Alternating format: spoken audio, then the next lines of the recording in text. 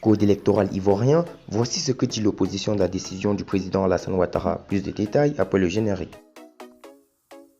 Avant de commencer, n'oubliez pas de vous abonner et d'activer la cloche de notification, car cela va vous permettre de ne plus manquer les prochaines vidéos.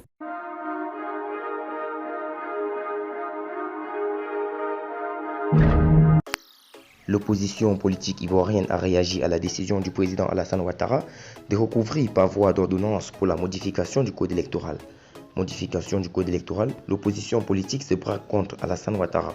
Dans un communiqué conjoint signé des formations politiques, membres des plateformes CDRP, EDS et LMP, le leader de l'URD, l'opposition politique a jugé inacceptable la décision du président Alassane Ouattara de vouloir procéder à la modification du code électoral par voie d'ordonnance.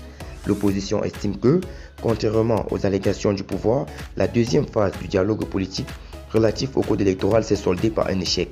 En effet, le 17 février 2020, la séance plénière de validation du rapport final des discussions a été unilatéralement interrompue par le Premier ministre sans présentation d'un quelconque rapport et donc sa signature. Il y a eu donc accord, a tenu à préciser l'opposition significative représentée au premier plan par le PDCI-RDA d'Henri Konan Bédié et du Front populaire ivoirien de Laurent Gbagbo. Les opposants disent avoir dénoncé cette situation dans un courrier adressé au président de la République le 3 mars 2020 et réceptionné le 11 mars 2020 sous le numéro 2282, lui demandant de s'impliquer personnellement dans le dialogue politique. L'opposition politique ivoirienne attend toujours la réponse à sa requête pour la poursuite de la phase 2 du dialogue politique, ont-ils déclaré.